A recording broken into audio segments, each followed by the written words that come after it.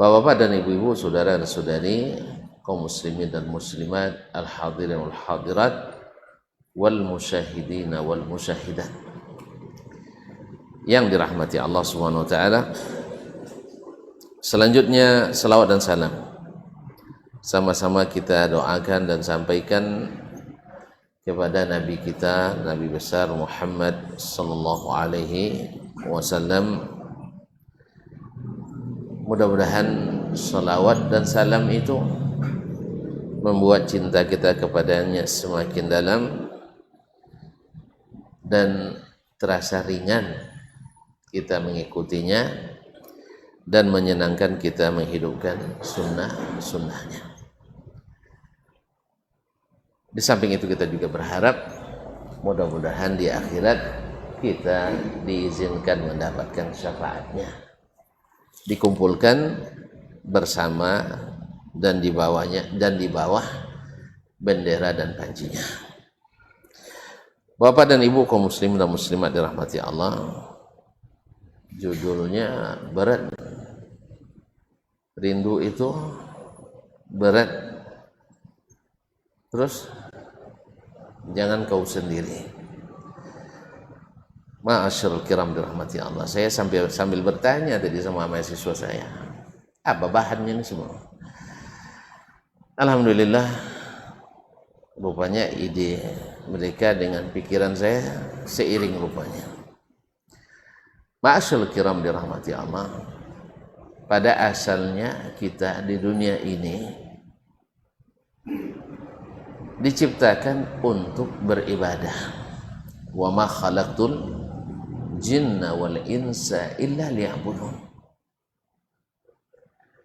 Dan pada asalnya kita diciptakan Allah Subhanahu wa taala di atas fitrah, menghadapkan wajah kepadanya. Wa aqim wajhaka lid-dini hanifan fitratallahi allati fatara an-nasa 'alaiha. Hadapkanlah wajahmu lid-dini hanifa, kepada agama ini dalam menegakkan tauhid, memurnikan tauhid kepada Allah Subhanahu wa taala. Fitratallah allati fatara an-nasa 'alaiha, itulah fitrah yang Allah ciptakan manusia di atasnya, dan sudah merupakan juga sunnatullah bahwa setiap kita merindukan pulang kembali, karena mau tidak mau kita harus pulang kembali. Kullu nafsin dha'iqatul maut. Dan Allah Subhanahu wa taala juga menciptakan fitrah kita, bila pulang mesti bawa pembawaan yang terbaik, yang terbanyak, yang paling berharga. Semuanya kita ingin bawa bawaan yang membuat kita gembira. Ini hukum asalnya. Lalu Allah Subhanahu wa taala tunjukkan jalan itu kepada kita. Wa hadainahun najdain. Kami tunjukkan kepada mereka dua jalan yang mendaki. Mendaki sosok dia, Pak. Rupanya jalan ke surga itu yang kita rindukan itu memang berat. Sebagaimana juga jalan ke neraka itu yang tidak kita inginkan sebenarnya juga berat. Oleh sebab itu Allah ciptakan pula manusia ini kuat bersama dan lemah bila sendiri. Al-mu'minu qawiyun bi akhi. Dan manusia ini adalah manusia yang memang suka ijtima', suka bersama-sama.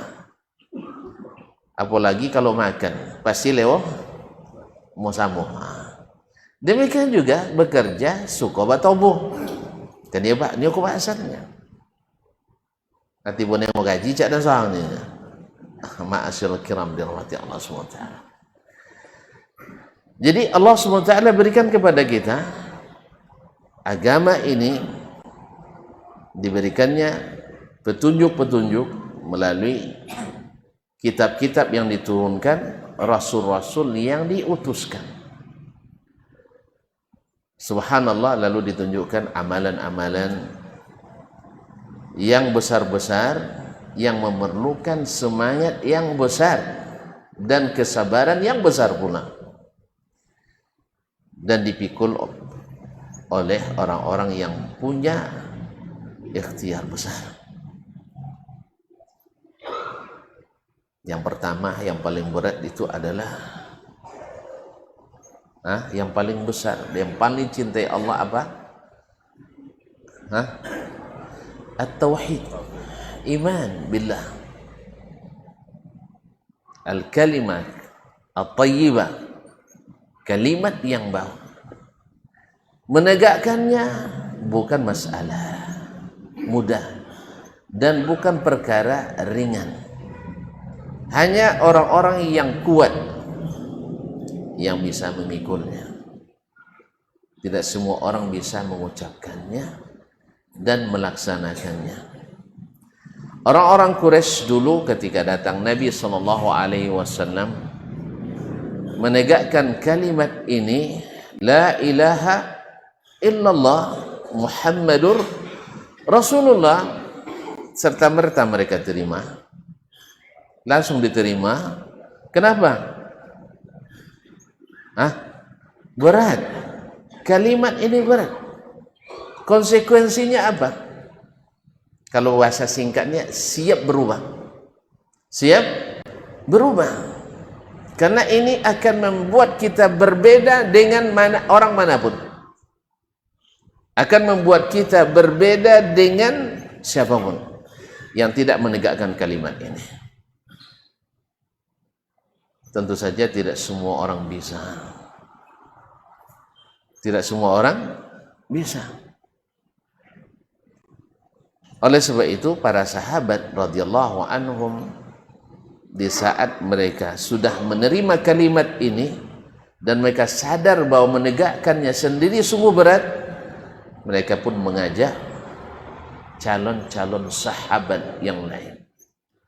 Bergeraklah Abu Bakar berdakwah, mengajak, karena kalimat ini tidak bisa ditegakkan sendiri, tidak bisa dipegang dan diangkat sendiri, harus beramai-ramai, karena sendiri itu berat, tidak sanggup. Yes, ya? Nabi SAW bergiat menyebarkan kalimat ini, maka satu persatu masuk Islam. Utsman bin Affan masuk Islam melalui tangan Abu Bakar Siddiq radhiyallahu ta'ala.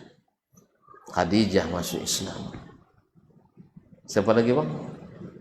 Abdurrahman bin Auf masuk Islam. Ma'asyiral kiram dirahmati Allah. Semakin banyak mereka, semakin kuat, semakin hebat, semakin beban semakin ringan. Makanya jangan ditanggung sendiri. Bila kita sudah mendapatkan hidayah, ajak saudara, ajak teman-teman kita. Karena kalimat ini kaum muslimin menegakkannya memerlukan jihad.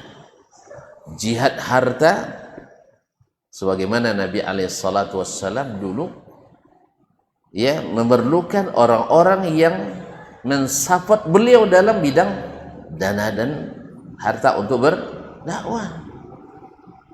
Tidak lupa kita Abu Bakar Siddiq radhiyallahu anhu ketika dalam segala ketika, tapi di antaranya ketika hijrah, membawa seluruh kekayaannya untuk biaya Nabi SAW. Sampai-sampai ketika dia tidak meninggalkan apa-apa untuk keluarganya di Mekah. Subhanallah, di tempat yang penuh dengan bahaya dan ancaman, Abu Bakar tidak meninggalkan apa-apa, sebab dia memiliki Allah dan Rasul. Rasul lebih berharga dari dirinya, dari keluarganya, dari semuanya. Ketika itu ayahnya yang sudah buta bertanya kepada cucu-cucunya, di antaranya ada Asma binti Abi Bakar radhiyallahu ta'ala, "Madza taraka lakum Abu Bakar?" Apa yang ditinggalkan oleh Abu Bakar untuk kalian? Masa dia pergi tak meninggalkan apa-apa? Lalu Asma yang cerdas, Asma yang cergas mengisi pundi-pundi dengan batu-batu. Lalu dibawanya kakeknya ke ini yang ditinggalkan oleh ayah. Jadi penuh lah pundi-pundi itu.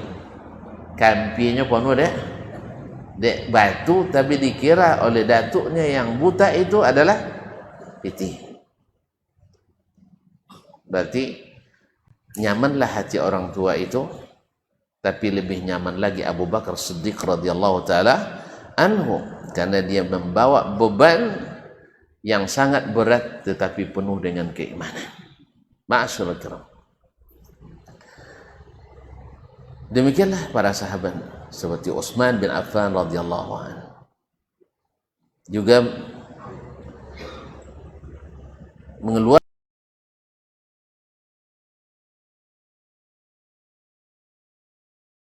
bagian orang, ada pula yang komentar negatif terhadap pengumpulan dana untuk dakwah. Memang Nabi dulu tidak pakai dana untuk dakwah.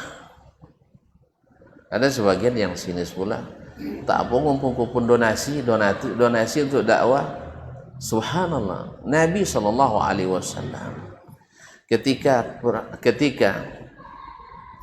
ketika datang kepadanya rombongan dari sebagian orang Badui, dilihat penampilan mereka itu sangat mengenaskan, sangat menyedihkan.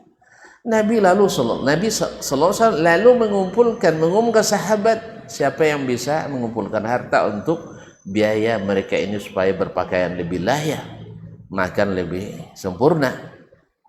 Maka masing-masing membawa infak ke hadapan Nabi SAW, sampai ada seorang Ansar yang hampir kedua tangannya tidak mampu mengangkat harta yang akan diinfakkan, sehingga terkumpullah di dalam masjid banyak harta untuk membantu saudara yang membutuhkan. Lalu kenapa tidak boleh penggalangan dana? Ketika Nabi akan perang Tabuk, ghazwatu al-usra, di masa sulit, masa paceklik, makanan payah, kendaraan susah, harus menempuh perjalanan 770 km lebih. Ya, di masa sekarang, di masa dulu mungkin lebih, karena naik turun gunung. Sampai-sampai mereka bergantian 1 ekor onta 3 orang sahabat radhiyallahu anhum ajma'in. Coba sendiri nak sanggup dulu. Makanya jangan ditahan sendiri, harus bersama. Datanglah Utsman radhiyallahu anhu. Ketika masa itu baru datang ekspedisi dagangnya dari Syam, impor. Rupanya ekspor impor sudah ada sejak dulu, bukan sekarang saja. Termasuk jemaah impor pun ada zaman Nabi Shallallahu Alaihi Wasallam. Tidak percaya kan? Hitung, kita absen satu-satu. Masjid Nabawi di saat itu diisi oleh siapa? Rasulullah. Kelambat hitung Pak, Rasulullah Sallallahu Alaihi Wasallam. Orang mana? Orang Mekah. Masjidnya di mana? Di Madinah. Allah. Impor enggak? Baik, setelah itu Abu Bakar. Masa pada lupa semua ini? Abu Bakar radhiyallahu taala anhu. Orang mana? Orang Mekah. Salatnya di mana? Ngajinya di mana? Di Madinah.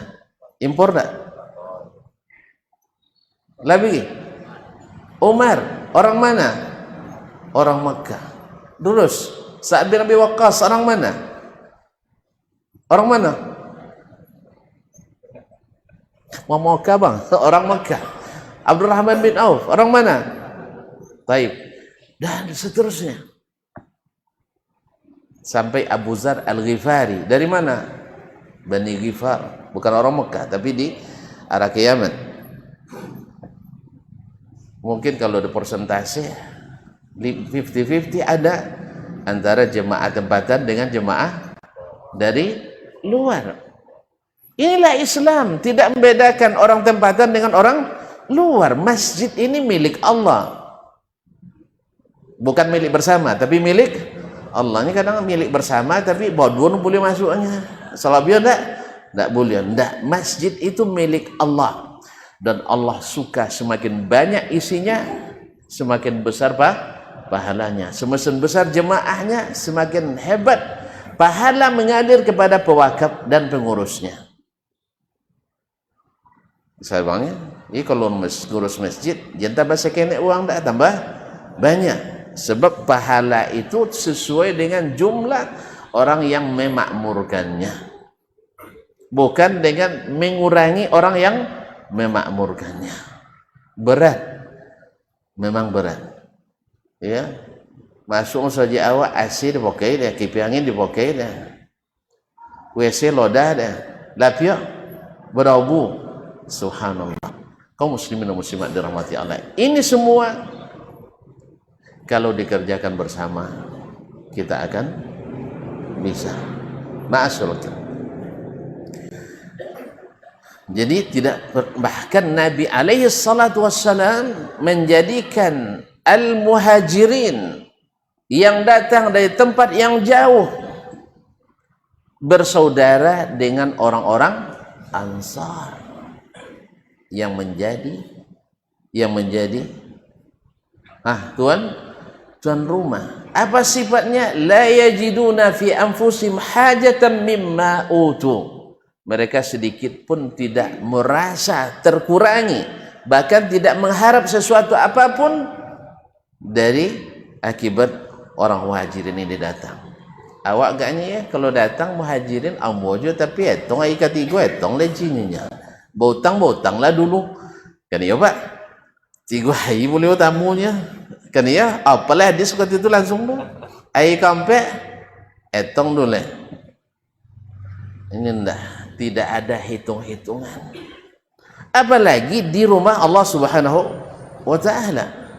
Ini aneh bin ajaib kaum muslimin dan muslim. Andainya sekarang orang-orang Arab Saudi ya gerah melihat orang-orang asing datang ke Masjidil Haram dan Masjid Nabawi.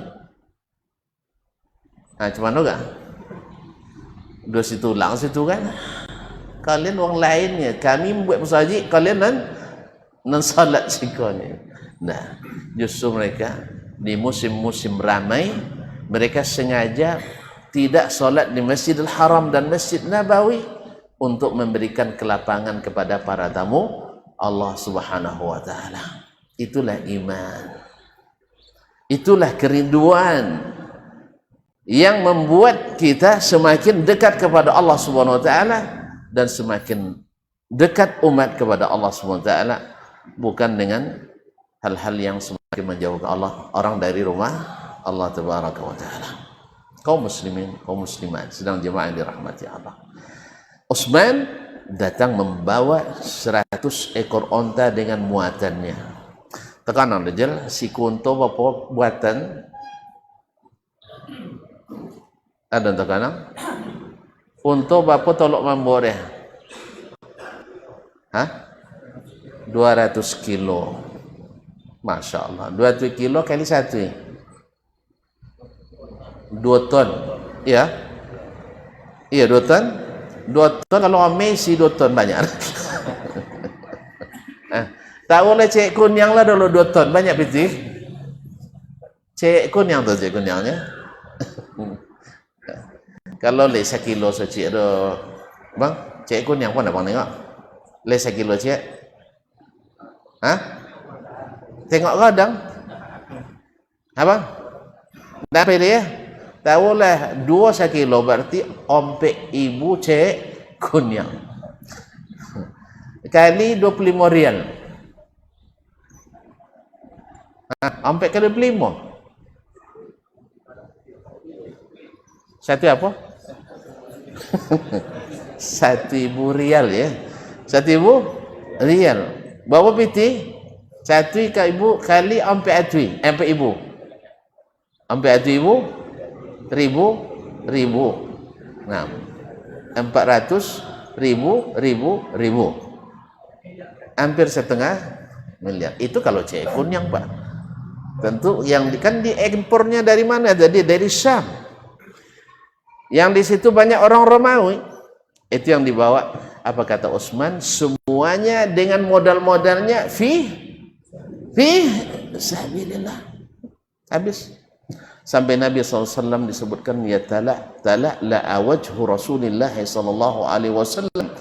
Nah, wajah Nabi SAW berseri-seri melihat apa yang dilakukan oleh Utsman bin Affan, sampai keluar dari mulut Nabi SAW, la yadurru Utsmana ma yaf'alu ba'da al-yawm.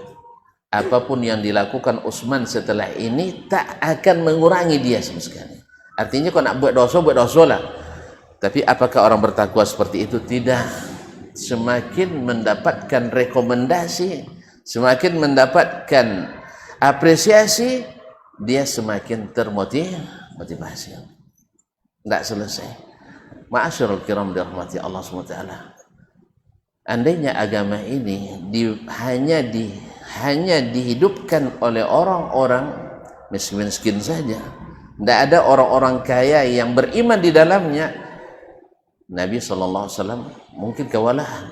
Walaupun Allah Subhanahu wa taala walillahi khazainus samawati wal ard, Allah memiliki, tapi Allah membuka peluang bagi kita untuk sama-sama menanggung beratnya kerinduan ini. Rindu bertemu dengan Allah Subhanahu wa taala. Ya ayyuhalladzina amanu hal adullukum ala tijaratin tunjikum min adzabin alim. Ma'asyiral kiram dirahmati Allah. Rindu itu berat. Jangan ditanggung sendiri, ajak yang lain. Pengajian ini kaum muslimin, orang-orang yang selalu hadir di majelis-majelis ilmu. Dalam hadis riwayat Imam Ahmad, nanti di akhirat saling merindu, saling mencari di mana saudaranya. Kalau ternyata mereka berada karena dosa di tempat yang tidak menguntungkan, masuk neraka, mereka takkan rela sampai berdoa dan meminta kepada Allah bersama-sama untuk memberikan syafaat. Allah. Beda dengan majelis-majelis yang penuh dengan makar, majelis-majelis yang penuh dengan kesumat, majelis yang menebar hasad dan dengki. Itu nanti di akhirat, al-akhillau yawma idzin ba'dhum li ba'dhin adu illa al-muttaqin. Orang yang bersama-sama, bersatu padu, bersekongkol di dunia ini, di akhirat besok saling memusuhi, saling menyalahkan, kecuali illal muttaqin, kecuali orang yang bertakwa. Orang yang bertakwa, yaitu yang selalu ta'awun 'alal birri wat taqwa, yaitu selalu bertolong menolong dalam kebaikan dan ketakwaan. Apa itu kebaikan? Yang kita disuruh untuk saling tolong menolong di dalamnya, jangan dipikul sendiri, harus bersama. Al-birru, kalau dalam bahasa Arab al-birru itu adalah jima'ul khair, mujtama'ul khair, yaitu puncak dan simpul-simpul kebaikan. Allah sendiri yang menafsirkan kepada kita, laisal birra an tuwallu wujuhakum qibala al-masyriqi wal maghrib. Al-birru, kebaikan yang banyak itu, seperti kata Ibnu Katsir, al-birru yaitu al-khairul katsir, kebaikan yang banyak itu laisa an tuwallu wujuhakum, laisa al-birra an tuwallu wujuhakum qibala al-masyriq wal maghrib, bukan hanya sekedar menghadap ke timur dan ke barat. Semua orang bisa menghadap ke timur dan ke barat itu beribadah, tapi isinya belum tentu semua bisa. Walakinnal birra man amana billah,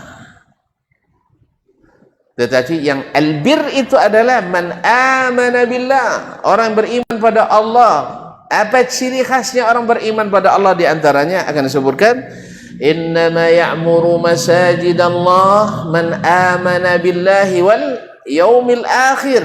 Yang memakmurkan masjid-masjid Allah itu hanyalah orang beriman pada Allah dan hari akhir. Tidak mungkin orang memakmurkan masjid kecuali karena iman. Tidak mungkin orang memakmurkan masjid kecuali karena iman, bukan dengan intimidasi. Tidak mungkin. Kalau sempat misalnya Pak Camat intimidasi siapa tidak ke masjid, saya pecat katanya. Nanti pecat lama-lama camatnya dipindahkan orang. Ya karena di antara yang diintimidasi kan punya abang-abangnya, punya paman-paman kan, yang pengambil kebijakan di atas, ya enggak? Kenapa? Mengisi masjid ini memang bisa dilakukan orang beriman, bukan dengan seketua keputusan SK, bukan kesepakatan, enggak. Iman. Innama ya'muru masajidallah man amana billahi wal yaumil akhir wa aqamas salah wa ataz zakah wa lam yakhsha illallah, dan tidak takut kecuali kepada Allah tabaraka wa taala. Adapun yang memakmurkannya bukan karena Allah, karena iman pada Allah hari akhirat, itu nanti sama dengan ketika orang jahiliyah dulu membanggakan diri kepada Nabi SAW. Bukankah kami dulu yang menghidupkan Masjidil Haram, memberikan makan dan minum pada duyufur rahman, jemaah haji dan umrah?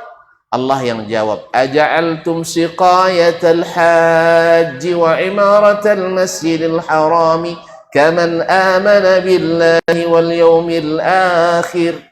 Apakah kalian nak samakan mengurus Masjidil Haram, memberi makan orang-orang haji dan umrah, memberi minum mereka, sama dengan orang beriman pada Allah dan hari akhirat?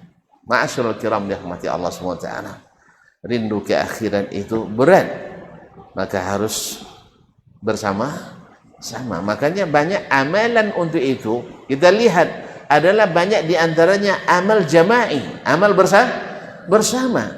Iman, mesti bersama kita beriman. Kemudian setelah itu salat. Salat tidak mungkin dilaksanakan sembunyi-sembunyi.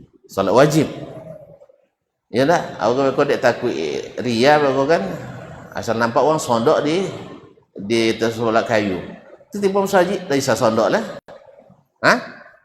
Ini memang harus dihidupkan bersama-sama. Ramaikan rumah Allah SWT. Dan memang kita rasakan sendiri kaum muslimin, ketika masjid ramai oleh orang solat, semangat solat semakin meningkat.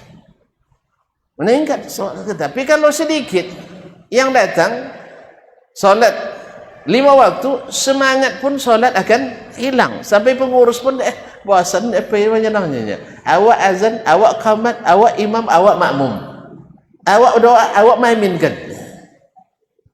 Kan tak pasal dah. Akhirnya pengurus pun kadang hilang di masjid. Apa sebab? Tidak dipikul bersama-sama, tidak beriman bersama-sama. Oleh itu kaum muslimin dan muslimat dirahmati Allah SWT, berapa banyak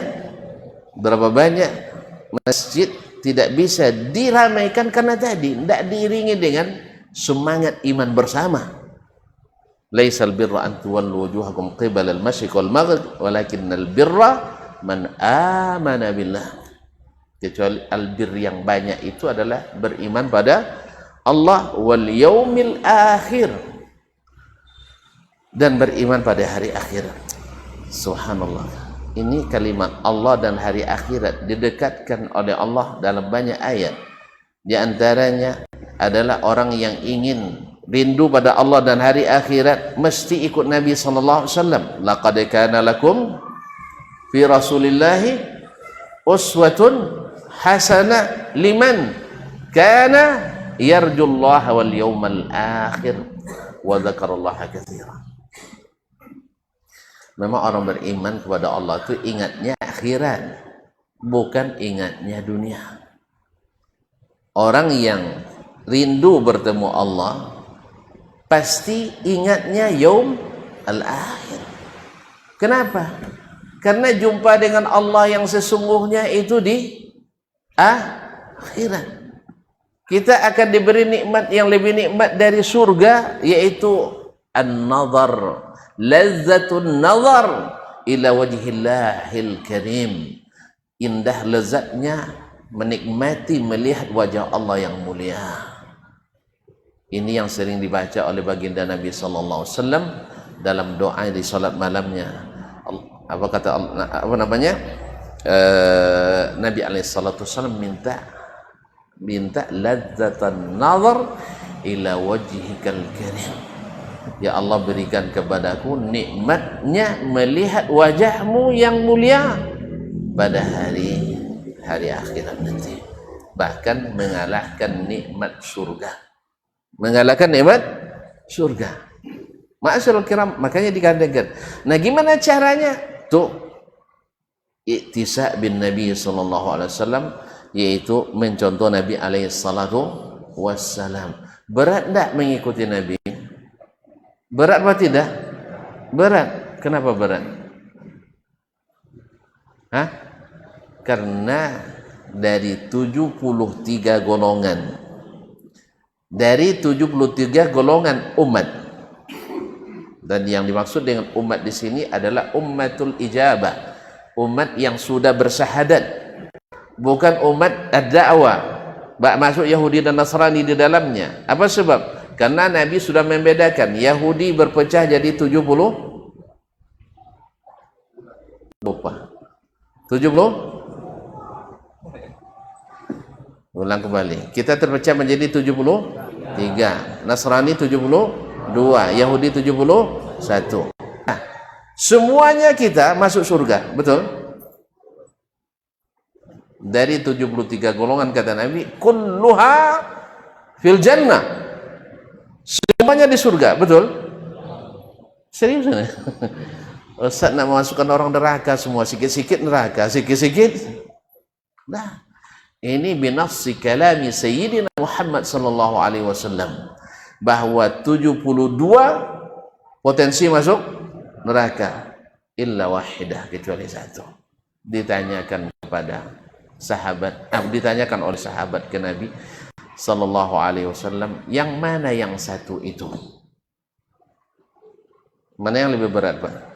1 lawan 72. Berat enggak? Berat apa enggak? Sangat berat. Kita pun dipikir ragu nanti. Iya liawak waktu itu waktu nawanya alimnya kan. 72 enggak gua deh, Pak. Hah? Uang Nabi peso do kan. Awak tinggi apa 2 sekolah. Ilai talak berat. Kau takkan sanggup sendiri, harus bersama. Berat sekali. Semua orang berguguran. Ada contoh kemarin sebelum di masa saya dipaksa oleh orang menandatangani suatu surat yang tak mungkin saya taati. Dari 300 sekian sampai tinggal 100. Habis tinggal sekitar 70-an, 24, 14, terakhir tinggal 4 orang. Ya, kalau tidak tanda tangani diancam dipecat misalnya. Alhamdulillah semuanya berguguran. Semuanya berguguran kecuali saya sendiri. Saya lebih baik diberhentikan dengan tidak menandatangani daripada diberhentikan karena melanggar janji. Ada orang minta loyalitas penuh kepadanya. Saya mau loyalitas penuh ke negara, mau saya. Loyalitas penuh ke agama, mau saya.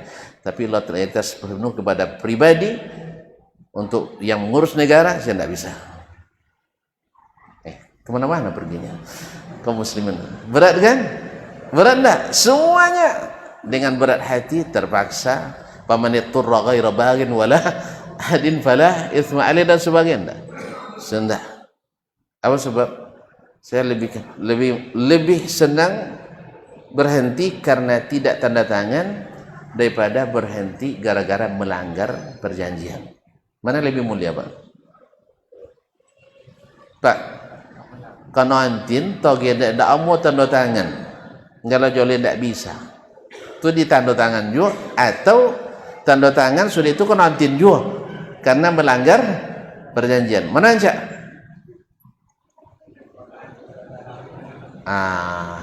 Berat. Seorang sawai-bawai lah. Tapi apa boleh buat? Saya harus siap. Harus siap. Yang lain pada berguru karena semua. Itulah contoh konkretnya. Ya, dari 73, 72 maduk ke Wasodo. Dia tolak. Ya, siapa nonton mosong ustaz macam itunya. Seluruhnya tentu mengklaim dia yang satu golongan itu. Semuanya. Karena tidak ada satupun golongan yang tersesat dalam agama ini yang berniat sesat, nggak ada. Yang nawaitu sesat nggak ada. Siapa yang mengetahuinya? Orang-orang yang berilmu tentang jalan yang benar. Apa kata Nabi SAW ketika ditanya, man hum ya Rasulullah, siapa mereka? Dijawab oleh Nabi SAW, man kana ala mithli ma ana alaihi al-yawma wa ashabi. Orang yang beragamanya seperti saya dan sahabat saya hari ini beragama. Makanya kalau kita nak sholat seperti itu, lihat saja bagaimana Nabi dan para sahabatnya sholat. Jangan dirubah, karena kalau dirubah berarti kita ada sedikit berubah dari jalan yang telah ditentukan. Kalau tidak puasa, kita ikut bagaimana mereka. Nabi dan para sahabatnya berpuasa, jangan tambah-tambah, jangan dirubah, karena itulah yang terjamin. Cuman bisa atau enggak, itulah tadi. Uang lah abi nak pergi mandi awak enggak tahan. Apalagi kau rancam lebih kau gay mati, so nak kena kubun nya. Kenapa kau rancam mati nak kena kubun? Dan lain. Cuman dan takut dah. Apa sebab? Kalau nak kubun masuk dan cai malam air. Kalau nak kena kubun kan arwah gentayangan ya Pak. Walaupun awak tak percaya di arwah gentayangan. Yang kalau orang sudah mati tak dikubur, kaum muslimin dan muslimat tak ada pengaruh lah. Yang pengaruh bagi yang hidup. Kalau sampai tak kena kubur dan Pak tahu orang kampar kau. Apa sebab? Dia buat pakai kalian dia ustaz meninggal tak kubun, masuk koran nasional sampai ke seluruh dunia nanti. Dan ada pengaruh kan? Duit dah maluran tak ada. Hal itu kaum muslimin dan muslimat. Silakan tak kubun. Siapa nak kubun dan cai so malam lagi. Masyaallah, kita dirahmati Allah SWT. Berat memang. Tapi kalau bersama, jangan menyendiri, tetap bersatu di atas agama dengan dalil dan hujjah, insya Allah rindu itu akan terasa ringan. Tapi kalau sendiri tidak sanggup dulu. Ya tidak sanggup. Makanya Nabi SAW ketika di Makkah tidak kondusif, akhirnya disuruh hijrah ke Madinah. Disuruh wajib atau sunat? Wajib. Sebab kalau tidak ramai-ramai nanti yang tinggal ini satu-satu berguguran ini. Dipaksa, ditodong, diintimidasi, diprovokasi, dipersekusi, akhirnya satu-satu nanti hilang. Maka selamatkan hijrah. Walaupun sholatnya jadi jemaah impor di Madinah. Ya, karena jemaah impor lah itulah akhirnya Madinah meriah, Madinah dikenal, Madinah hebat, Madinah barakah dan sebagainya. Allah musta'an. Baik, kita azan dulu. Nah, silakan.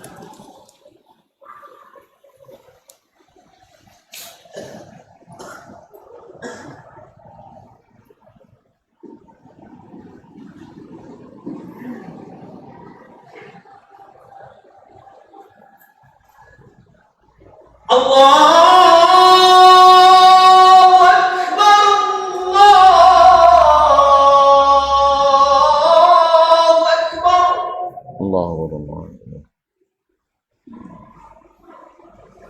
Allahu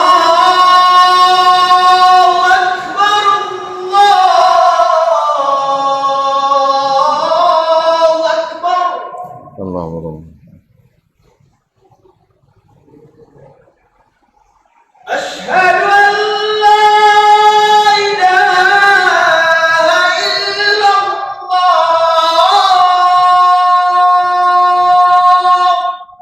أشهد أن لا إله إلا الله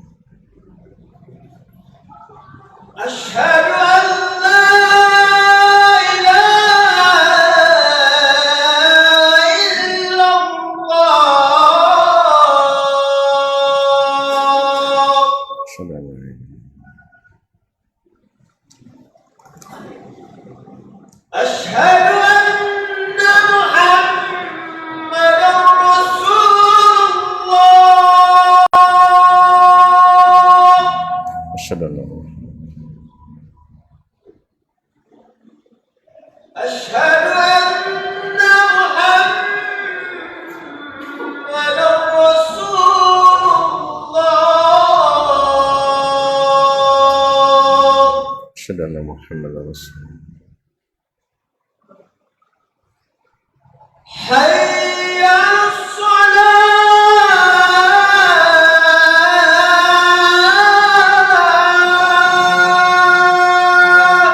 لا حول ولا قوة حي على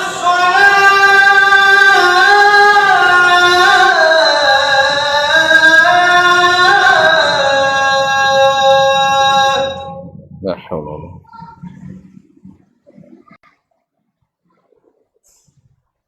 حي على الفلاح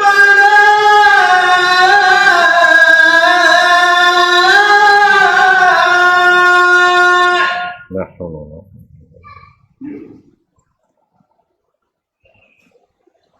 حي على الفلاح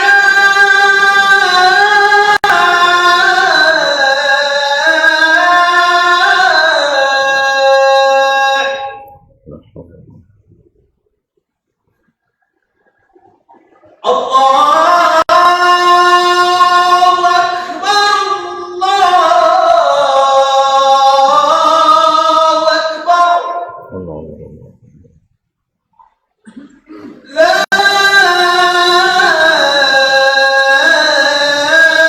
إله إلا الله وأشهد أن لا إله إلا الله الصلاة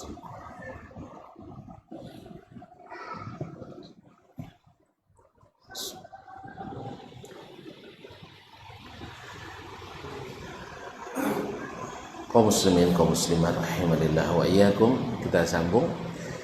Jadi memang untuk mencapai rindu kepada Allah dan hari akhirat itu memerlukan kebersamaan. Maka Nabi SAW suruh para sahabat hijrah ke Madinah sampai tahun ke-8 Hijriah. Berapa tahun itu? 8 tahun. Siapapun yang masuk Islam diwajibkan hijrah ke Madinah. Untuk apa? Karena sendiri-sendiri kita akan lemah. Maka harus bersama. Makanya Nabi SAW mewajibkan para sahabat untuk hijrah. Nah, di saat setelah Fathu Makkah, negeri sudah terbuka. Makkah sudah menjadi negeri Islam. Taif setelah menjadi negeri Islam. Hijaz antara Makkah dan Madinah sudah menjadi negeri Islam. Maka tidak lagi diwajibkan hijrah, tetapi hijrah dari kemaksiatan kepada kesalihan masih berlaku sampai hari kiamat. Hijrah daripada kekufuran kepada keislaman itu masih tetap berlaku. Hijrah dari kesyirikan kepada tauhid tetap berlaku. Ma'asyiral kiram dirahmati Allah Subhanahu wa taala. Nah, dengan demikian kita paham bahwasanya untuk menggapai cita-cita kita bertemu dengan Allah yang senantiasa menggelayut di hati setiap insan yang beriman, cinta bertemu dengan Allah dan hari akhirat, dan itu memang sungguh-sungguh berat, memerlukan kekuatan yang luar biasa. Maka hendaknya kita senantiasa mengajak bersama-sama, jangan sendiri-sendiri. Hadiri pengajian-pengajian, karena pengajian itu ibarat iman yang lusuh kembali dirapikan, kembali dibersihkan. Imam yang sudah usang kembali diasah, diperbaharui. Jangan sampai futur. Walaupun sifat futur ini akan atau dialami oleh kita, tapi jangan sampai berbalik dari sunnah kepada selain sunnah, daripada mengaji kepada tidak mengaji. Dan jangan sampai futur itu membuat kita meninggalkan masjid untuk sholat berjamaah, karena sholat berjamaah itu lebih meringankan daripada sholat sendiri. Buktinya kalau sholat bersama bisa lebih lama, tapi kalau sholat sendiri di rumah pasti nan angin je lah umaru, ya kan? So, pokoknya bersih, nampawi je lah lata baun lo goreng joyong, campur macok dan sebagainya. Coba tuan-tuan tersendiri, salat sendiri di rumah, mana yang lebih khusyuk kita daripada salat berjamaah di masjid. Tapi ini bukan bagi pemula, ini pemula ialah mula salat jemaah itu dia. Antu baik baginya, apa sebab? Nyonolah trikul juga ayatnya. Ikikul lah masuk ke al-mufassal. Yuzat idza sama'un fatarat yuzat. Antu mah ikut nak ngan-ngan lah. Ile Quran bocorannya. Iya memang. Yang awal-awal memang berat. Tapi semakin lama semakin nikmat. Sampai pada derajat ada orang jemaah masjid salat tarawih 3 malam khatam Quran. Sakit imam 1, diganti oleh imam 2. Kasihan melihat jemaah, mungkin juga kasihan bagi dirinya, dibuat khatam sekali 4 malam. Protes jemaah. Protes jemaah. Apa dek dikurangi dari 3 malam khatam menjadi 4 malam sekali khatam. Kalau awak kali sang buat duha ke bawah aja banyak jalan hilang. Apa sebab? Sebab belum memang salat berjamaah tapi belum beriman bersama. Makanya ada istilah kaum muslimin ketika Nabi mempersaudarakan kaum muhajirin dan ansar. Mereka sudah bersaudara di sini dulu sebelum bersaudara di badannya. Mereka sudah saling berjabatan iman dulu sebelum berjabatan tangannya. Mereka sudah mencintai di dalam batin dulu sebelum berbasa-basi dengan tampilan-tampilan luar. Jadi di sini intinya. Makanya mereka sedikit pun tidak merasa terganggu oleh datangnya para jemaah jemaah muhajirin tadi.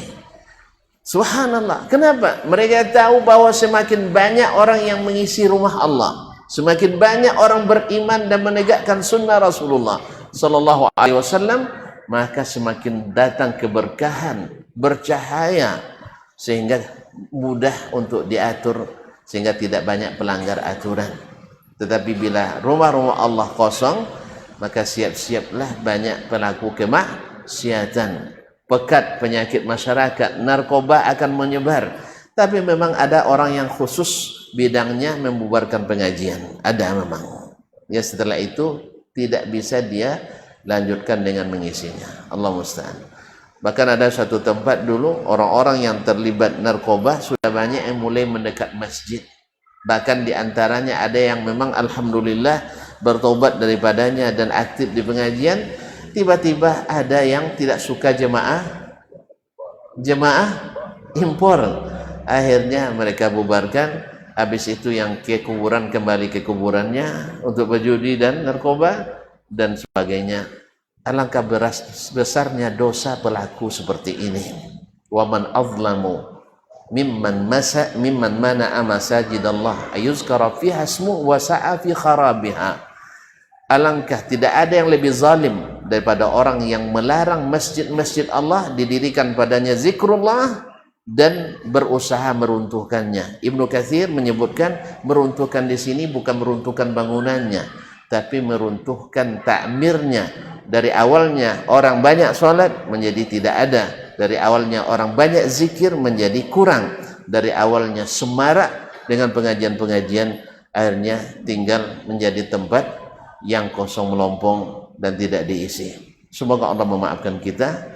Siapa yang salah di antara kita, semoga Allah menunjukkan yang hak itu hak dan dikuatkan mengikutinya, dan ditunjukkan yang batil itu batil dan dikuatkan untuk meninggalkannya. Barangkali sampai di sini, insya Allah jangan sendiri. Pikulah rindu itu bersama. Insya Allah akan ringan dalam bab apapun, bab iman, bab tauhid, bab salat, bab sunnah, bab infak, bab sedekah, semuanya kalau bersama insya Allah Allah ringankan. Wabillahi taufik wal hidayah. Kalau ada yang mau bertanya dipersilahkan, tapi tidak boleh panjang-panjang pertanyaannya, sebab pertanyaan pendek aja jawabannya panjang. Yaitu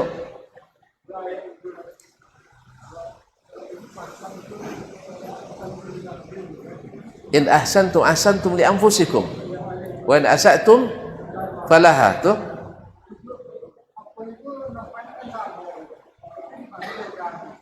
nampak sama tapi ada beza. Iya. Artinya tuh berbuat baiknya kita untuk kita juga, berbuat buruknya kita untuk kita juga. Oleh sebab itu, mana nak buat elok atau buat buruk? Mana nak buat atau meramaikan masjid atau mengosongkan masjid? Apa itu? Banyak ambil istri dah. Lah dah musajid dah. Banyak ayu nolak ayu dah habis sekotak seminggu dah. Ikut semalam habis lima kotak. Dah rugi dah. Atau kaum muslimin dan muslimat dirahmati Allah. Jadi intinya berbuat baik Allah tak diuntungkan, buat buruk Allah tak dirugikan. Yang untung, yang rugi kita sendiri. Maka pilihlah berbuat baik. Kalau tidak bisa berbuat yang sama, setidaknya tahan lisan, tahan badan daripada merusak yang sudah baik. Allah tu tambah aja leh. Allah wa iyyaka jazallahu khairan. Nah. Ada leh? Kau tidak boleh sempat tanya, dah nak tanya. Sudah itu kau datang dan tanya Ustaz ni. Baik. Alhamdulillah. Nampaknya qamat sudah bunyi alarmnya. InsyaAllah kita sambung pada pertemuan yang akan datang. Semoga umur masih sama panjang dan rezeki masih lapang dan iman pun masih luas. Wallahu taala alam wa sallallahu ala nabiyyina Muhammadin wa sallam wa subhanakallahumma bihamdik asyhadu an la ilaha illa ant astaghfiruka wa atubu ilaik. Wassalamualaikum warahmatullahi wabarakatuh.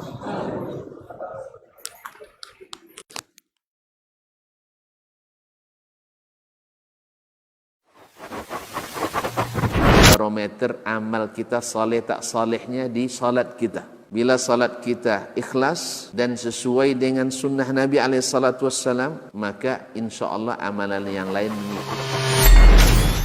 Ini aktivitas ini membantu saya di akhirat atau akan menyulitkan saya di akhirat? Kalau seandainya perbuatan itu ternyata akan menyulitkan kita di akhirat kelak, tinggalkan perbuatan itu. Anta ni'mal jund.